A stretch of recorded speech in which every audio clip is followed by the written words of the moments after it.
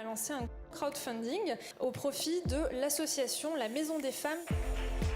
De retour en direct, je suis avec Louise Pasto, comédienne et auteure d'un bouquin qui est quand même incroyable pour les ados, entre autres, pas que pour les ados.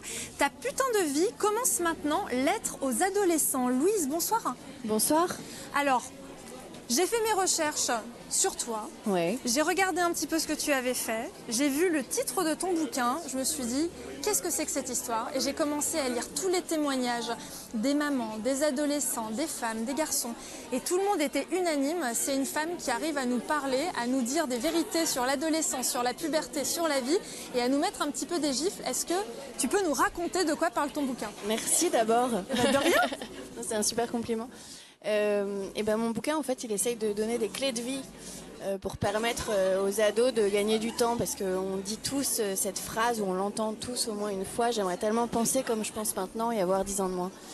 Et c'est vrai qu'il y a des points autour desquels on tourne longtemps, qu'on met du temps à résoudre, parfois jamais. J'ai reçu même des courriers de papa ou de maman d'ados qui me disaient que même eux, en fait, n'avaient pas encore compris ces choses-là, ou que ça résolvait en tout cas des problématiques sur lesquelles ils butaient toujours. Et voilà, donc comme je suis professeure au cours Florent et que je me suis rendu compte que j'arrivais à faire avancer mes élèves sur certains points que moi j'avais mis du temps à comprendre, que j'avais vu mes potes mettre du temps à comprendre, Ouais. Je me suis dit que c'était utile de compiler un peu tout ça et d'en faire profiter tout le monde. Est-ce que tu as un exemple d'une des choses que tu enseignes dans ton livre, mais d'un point particulier qui a interpellé un de tes lecteurs, qui a servi? Est-ce que c'est sur la puberté, par exemple? Est-ce que ça va être sur des accès de violence de la part d'adolescents? Ça va être... Mais il y a une phrase que je ressasse beaucoup, que je répète assez régulièrement dans mon livre, pour qu'elle rentre, parce que je crois que finalement ça résume beaucoup de choses. Il y a deux catégories dans la vie: il y a les choses sur lesquelles on peut agir et les choses sur lesquelles on ne peut pas agir. Oui, c'est vrai. Et quand on ne peut pas agir, ça sert à rien de s'énerver dessus et d'essayer de faire quoi que ce soit, parce qu'en fait c'est vain. Et je crois que c'est quelque chose qu'on met du temps à comprendre. Ça concerne toutes les sphères, tous les domaines, tous les aspects de l'existence. Et pourtant voilà, jusqu'à parfois 30 ans, 40 ans, 50 ans, peut-être 60, 80 pour d'autres personnes, on peut continuer à buter sur ces choses sur lesquelles finalement on peut rien soi-même. Parfois, ça prend une vie de lâcher prise, d'apprendre à lâcher prise. Exactement. J'ai lu cette phrase qui était très intéressante concernant ton ouvrage sur l'un des sites qui le chroniquait.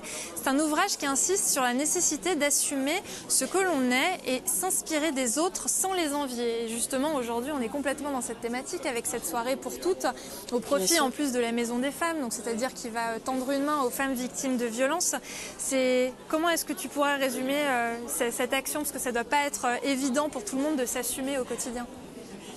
Je pense que ça se rapporte toujours à la même chose. En fait, plus on a d'amour pour soi-même, plus on est en paix avec soi-même, plus on arrive à entendre et à comprendre les autres. Je ne sais pas si ça répond à la question. Bah oui, complètement.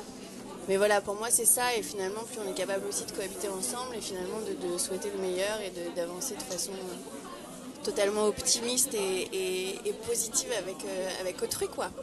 Et dans cette histoire d'assumer qui l'on est dans cette thématique, c'est vrai qu'à l'image de Princesse, on en parlait à l'instant avec Marine, qui était l'une des mannequins de la nouvelle campagne, de plus en plus de campagnes zéro retouche apparaissent dans l'industrie de la mode.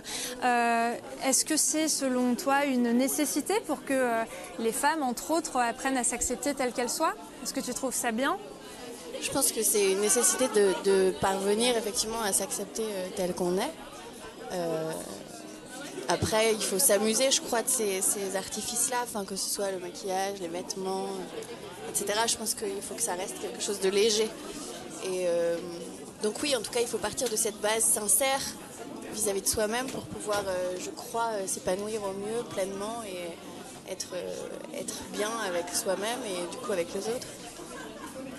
Et puis on tue les baleines pour le rouge à lèvres. Ah oui, c'est vrai. Arrêtez, faites attention à ce que vous mettez sur vos lèvres. Louise, on est également suivi, comme tu le sais, on est suivi en direct en ce moment, donc il y a plein de personnes qui nous regardent et qui commentent notamment l'émission sur les réseaux sociaux. On a Agathe Sorlet qui a signé une belle collaboration avec Princesse qui intervenait juste à l'instant. Ça, c'est un tweet de moi, donc on ne voit pas forcément l'intérêt. Peut-être qu'on peut essayer de nous montrer quelques tweets ou quelques messages qui ont été publiés avec le hashtag Princesse Tam Tam pour toutes. Ludovic, H-2, on est des fous. Oui, je vous le confirme, il y a énormément de monde et tout le monde est complètement fou ici. D'ailleurs, on peut le voir. Les différentes salles de l'antenne sont complètement surchargées. Ça, c'est une photo de moi, donc il n'y a pas forcément grand intérêt à la commenter. Mais j'avais l'air de passer un très bon moment. Ça avait l'air drôle. Ah, détail de ma jupe que j'adore. Et oui, parce que parfois, se prendre en photo, ça fait un peu du bien aussi. On ne l'oublie pas. Est-ce que tu as un message éventuellement aux jeunes générations qui nous regardent? Est-ce que tu as un message à faire passer? Est-ce que pour toutes celles et ceux qui n'auraient pas encore lu les bons conseils de ton livre, tu as quelque chose à leur dire ce soir? C'est pas évident à formuler un seul conseil pour tout résumer. En tout cas, je crois qu'il faut s'amuser à remettre les choses en question de façon générale.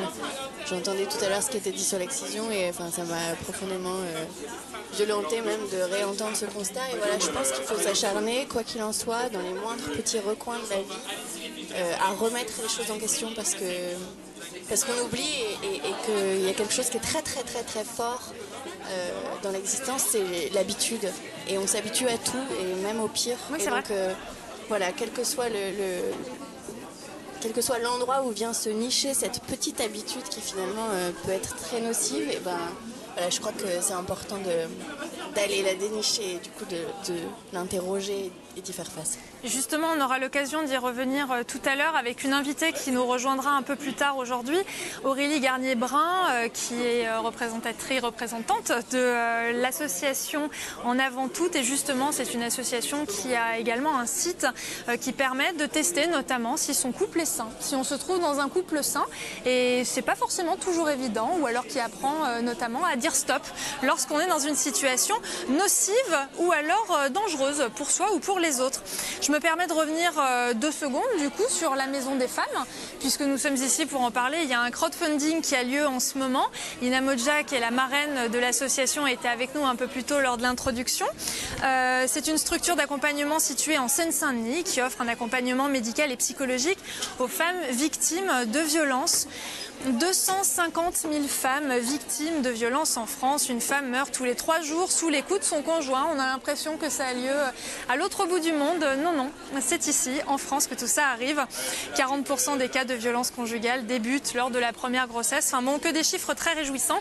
Vous pouvez aider ces femmes victimes de violences qui vont à l'association La Maison des Femmes Saint-Denis et qui sont soutenues, entendues, écoutées justement dans ces endroits grâce à un crowdfunding avec 10 €. Vous pouvez les aider et financer la participation d'une femme à un atelier Réparer l'intime, 20 € une séance avec un psychologue pour une femme victime de violence et 30 € une séance d'ostéopathie pour les femmes victimes de violence. Voilà un peu pour l'association. Merci beaucoup Louise Pasto d'avoir été avec nous en direct ce soir et pour découvrir un peu plus Louise Pasto, son ouvrage, on vous le rappelle, Ta putain de vie commence maintenant, Lettres aux adolescents. Elle donne également des cours au cours Florent.